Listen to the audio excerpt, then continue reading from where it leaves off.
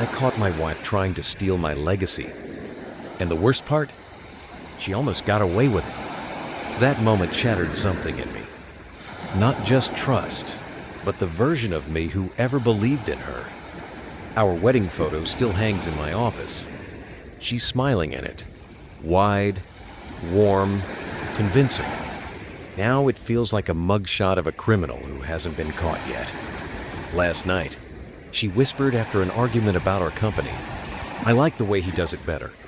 I thought she meant a business rival. But this morning, I saw a message on her phone from Julian Croft, our biggest client and my longtime business partner. One line: "Everything is ready. His legacy will soon be ours." Not ours. His. I was him in the story of my own life. And she was the villain I didn't see coming. If you've ever trusted someone who turned out to be your worst mistake, then this story is yours too.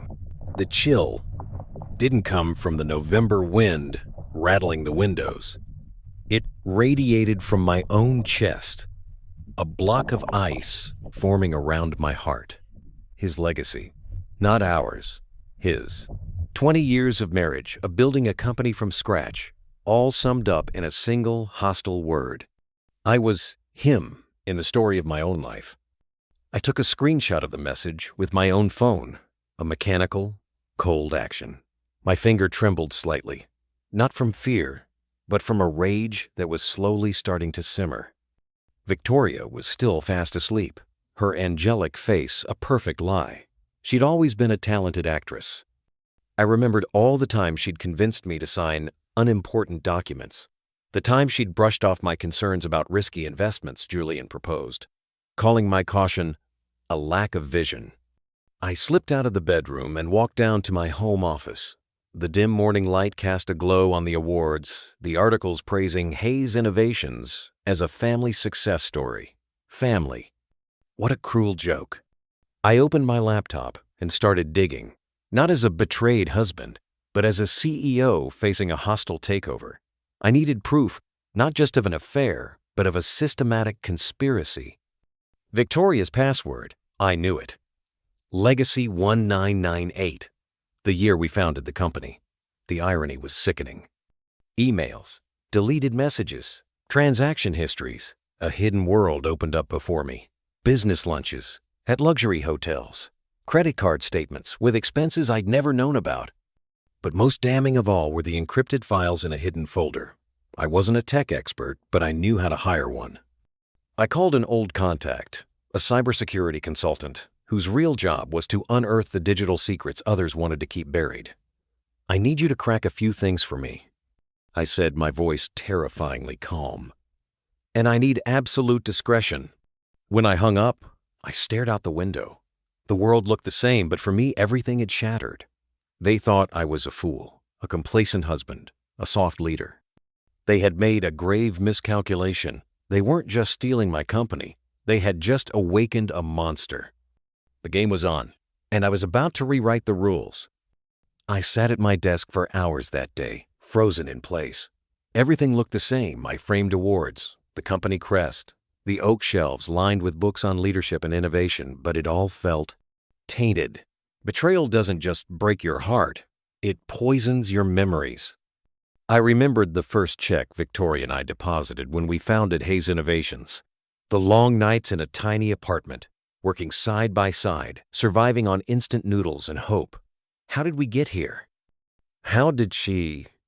There's a unique kind of madness in trying to pinpoint the exact moment someone stopped loving you. The truth is, maybe they never did. Maybe you just wore the mask they needed until someone more convenient came along. I opened her emails, not out of jealousy, but like an archaeologist digging through rubble. I wasn't trying to catch her. I was trying to understand what died between us and when. 3 days later, an encrypted email arrived from my cybersecurity expert.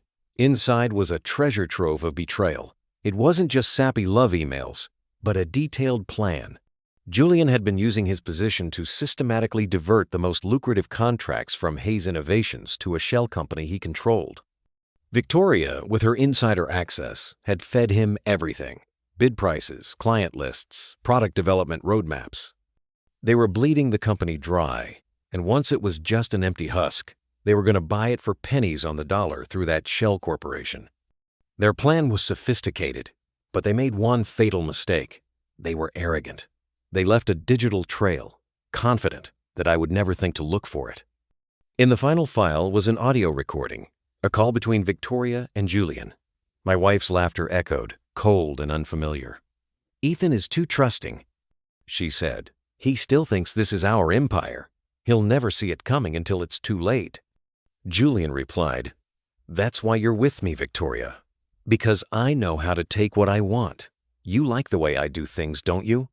"I love the way you do things," she confirmed. Hearing those exact words, in their true context, didn't bring the pain I'd expected. Instead, it was like a shot of adrenaline, hardening my resolve. The grief was dead, replaced by a cold, clear focus. I knew what I had to do. My revenge couldn't just be about exposing them. That was too easy. I wanted them to feel what it's like to have everything stripped away, that feeling of powerlessness as their own empire crumbles at their feet. I wasn't just going to take back what was mine. I was going to take everything they had. The first step was to find an ally, and I knew exactly who to look for. Buried in the documents, I found information on Julian's messy divorce. His ex-wife's name was Isla Sterling.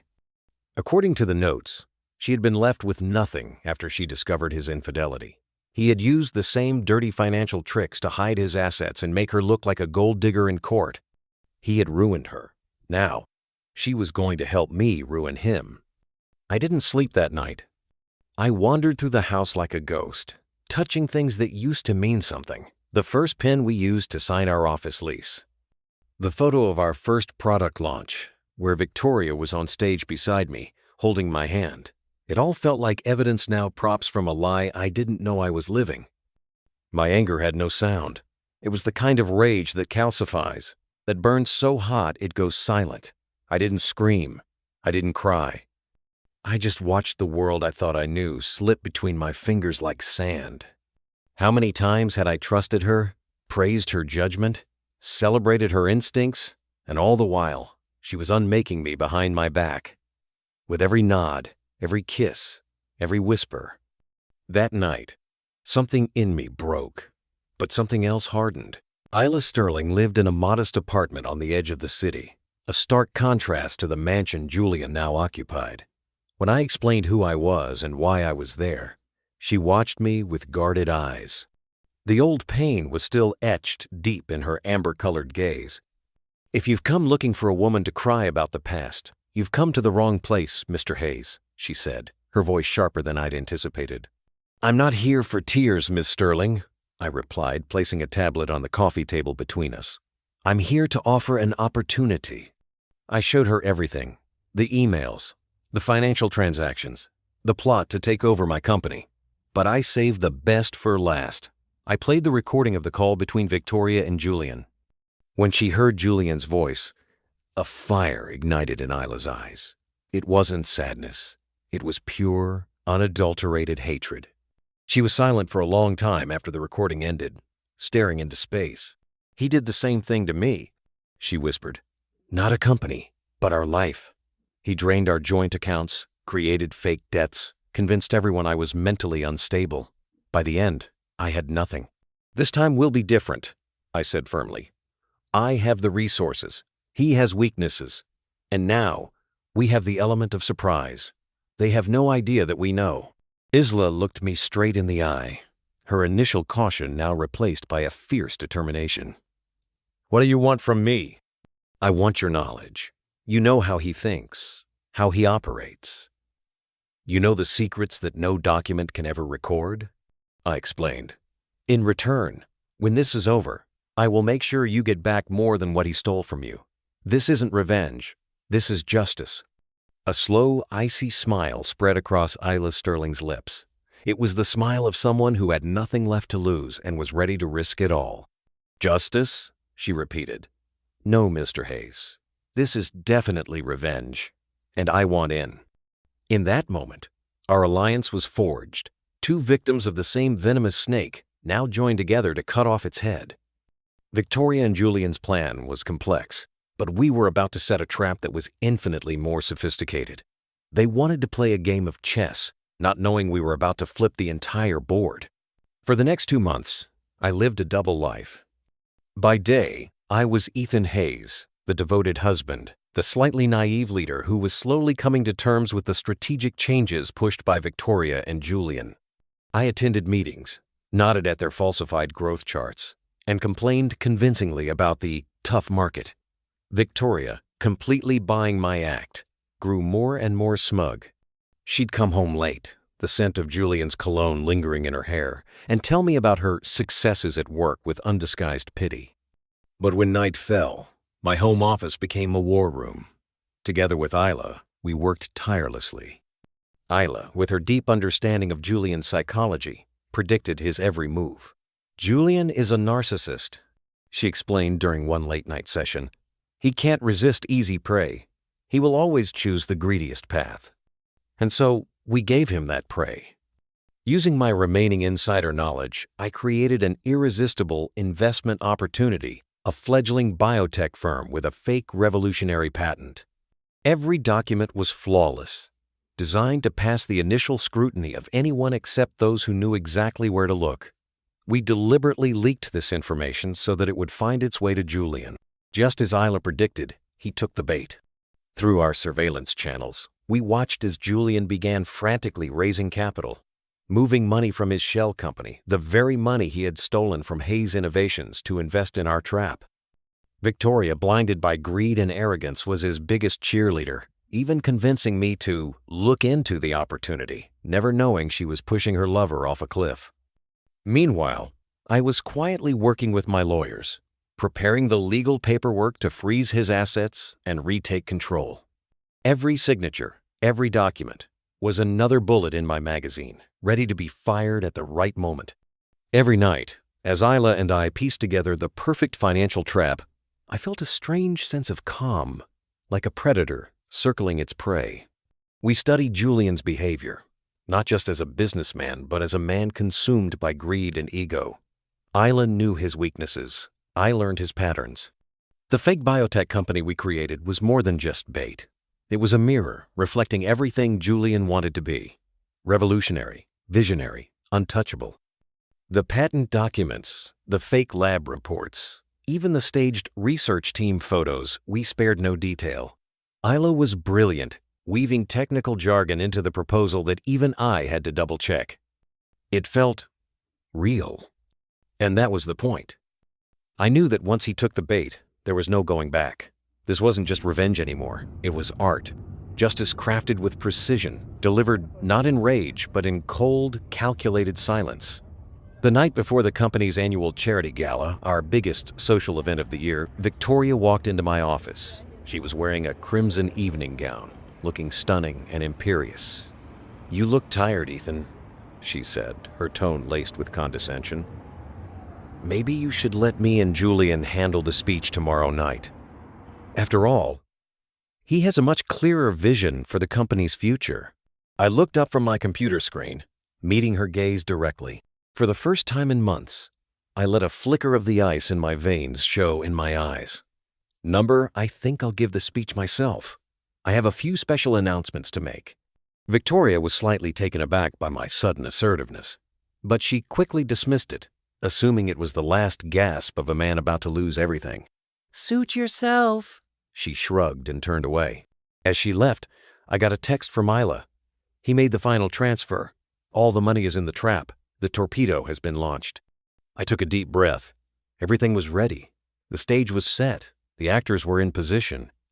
Tomorrow night, at the charity gala, in front of hundreds of employees, partners, and the press, I wasn't just going to announce the future of Hayes Innovations. I was going to give them a fireworks show, a show ignited by their own greed, and it would bah. Yes, I am ready. After she left my office that night, I sat in the dark, staring at our wedding photo on my desk.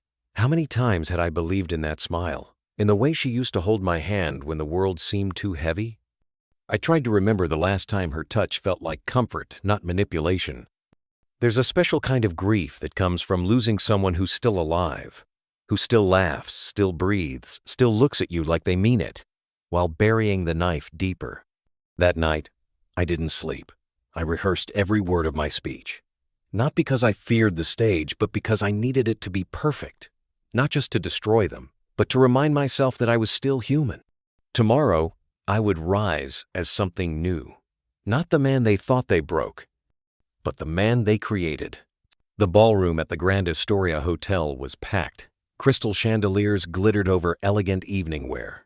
Victoria and Julian stood beside the stage, smiling socially, looking every bit the power couple. They believed this was their coronation night. They had no idea they were standing at the mouth of a volcano. When I stepped up to the podium, a hush fell over the room. I began with the usual pleasantries, my voice calm and steady. I saw Victoria roll her eyes slightly, and Julian whispered something in her ear, both of them sharing a smirk. And, speaking of the future, I continued, my voice suddenly turning sharp as ice, Hayes Innovations will be entering a new era, an era of transparency and integrity, an era rebuilt after removing the malignant tumors that have been eating away at this company from the inside.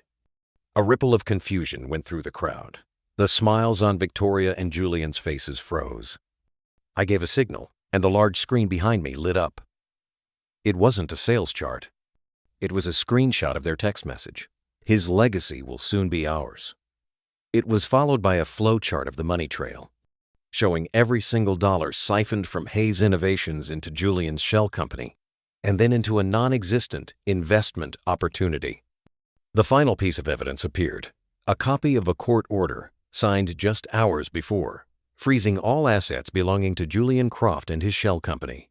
For months, I said, my voice echoing through the silent room, Julian Croft and my own wife, Victoria Hayes, have been conspiring to steal this company. They thought they were setting a trap for me. In reality, they walked right into one we set for them. I glanced toward Isla, who was standing at the back of the room, and gave her a slight nod. All the money they stole is now secure and will soon be returned to its rightful shareholders. Ladies and gentlemen, tonight's gala isn't for fundraising. It's a cleansing ceremony. Chaos erupted. Cameras flashed relentlessly. Victoria was pale as a sheet, staring at me in disbelief, a mixture of horror and hatred on her face. Julian lunged toward me, screaming obscenities before security guards tackled him and dragged him away. Victoria just stood there, motionless. Her entire empire turned to smoke in a matter of minutes. As she was escorted away by lawyers and security personnel, our eyes met one last time. There was no arrogance left, only a soulless, empty void. I had won, but standing on the stage in the deafening silence, I felt no joy. All I felt was a profound exhaustion. The game was over. Reporters swarmed the room like sharks scenting blood. Phones were raised. Flashes burst. Voices overlapped into chaos. Julian's face turned crimson, not with shame but fury. "You think this little show will stop me?" he roared as security held him back. "You're nothing without me, Ethan." I stepped closer, stared him down, and said calmly, "Then why are you the one in cuffs?" Victoria didn't speak. She simply stared, trembling, clutching her designer purse like it could anchor her to a life that no longer existed. Her face collapsed not from fear of consequences, but from the realization that everything had slipped through her fingers. My final words on stage weren't for them. They were for everyone who had ever been underestimated, betrayed, silenced. "This company will no longer be built on trust blindly given," I said. "From now on, it will be built on truth no matter how uncomfortable it is to hear." Chapter 8. The Ashes of Victory. Justice was served. The empire they tried to steal is now mine again. Victoria vanished behind a flurry of lawsuits and shame. Julian's silence echoes in a prison cell he built with greed. And Isla, she walks taller now, lighter somehow, as if shedding years of shadows. Me? I stand on this balcony, above the city I once built for love, and nearly lost to betrayal. They thought I was soft, naive, blind. They never saw the fire I kept buried beneath the surface, until I lit the match. But here's what no one tells you about revenge. It never leaves you clean. It stains, it scars, it changes you. To outwit monsters, I had to become one. And yet, if you've ever been betrayed, if you've ever rebuilt yourself from ruins, if you've ever stared into the mirror and asked, who did I become to survive? Then maybe, just maybe, this story is yours too. People often ask me if I regret it. I don't, but I do wonder what parts of myself I'd lost in the fire I set. These days, I build differently, slower, more carefully. I no longer believe in unbreakable things, not in love, not in business, and especially not in people. But I believe in truth. In second, chances earned, not given. Sometimes, healing doesn't look like sunrise. It looks like silence, like drinking coffee alone, like choosing not to answer a message from someone who once meant everything. That's how you reclaim yourself. Not in dramatic reunions, but in quiet decisions that say, I survived. Asterisk. Freedom, it turns out, isn't always loud. There was no victory parade, no dramatic final confrontation, just silence. Heavy, echoing silence. The kind that follows after you've burned the bridge, turned around, and realized there's no going back. I had won. I had protected the legacy, destroyed the threats, exposed the liars. But the boy who once believed in loyalty, in partnership, in love, he didn't survive that war. People kept asking me if I felt better, if justice gave me peace. It didn't. What it gave me was clarity, a lens through which I now saw everything, no longer rose-colored, but sharp, real, unfiltered. There's power in that clarity. But it's lonely too. I realized then that revenge is never truly for them. It's for you to carve out enough truth to stand on again. But once you've carved it, all that's left is you. There's a strange silence after a war. Not peace, not relief, just stillness. I never rebuilt the marriage. I never sought revenge beyond that night. There's no sequel, no new love story, just me, learning to live with who I became. Sometimes I wonder what would have happened if I'd walked away instead, if I'd let them win. But then I remember the cold certainty in their eyes, the way they spoke about my legacy like it was their birthright. No silence wasn't justice. Exposure was. Now, when I walk past the building that bears my name, I don't feel pride.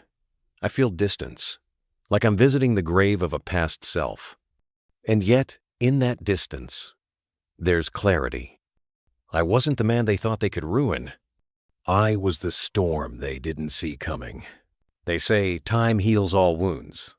I disagree. Time teaches you how to live with them, how to walk around them like old furniture in a room you never rearranged, how to hide them beneath tailored suits and polite smiles. People talk about closure like it's a door you get to slam shut. But some doors, they stay ajar forever. Just enough for the past to whisper through. I still run Hayes Innovations. We're bigger now, smarter, harder, but not colder because I never forgot the price of blind trust. Sometimes I visit the old apartment where Victoria and I dreamed big on ramen noodles and cheap wine. I don't go inside. I just stand across the street and remember a man who used to believe that love could outrun betrayal. He was wrong, but he was also necessary because, without him, there would be no me. You think the story ends when the villains fall, but the real ending is quieter. I don't wake up with nightmares anymore, but I do wake up with questions. Could I have become who I am without the fire, without the betrayal, without the loss? I don't know. What I do know is this. I no longer build empires for others to take. I no longer share thrones with anyone who hasn't bled beside me. Trust, now, is a currency I don't spend easily. Not because I'm bitter, but because I've learned its true worth. Some days I visit schools, speak to young founders. They ask me, what's the secret to building something that lasts? I tell them, know who you are without applause. Know who stays when the lights go out. And never ever mistake smiles for loyalty. Then I walk away. Because some truths don't need repeating. They just need to be lived.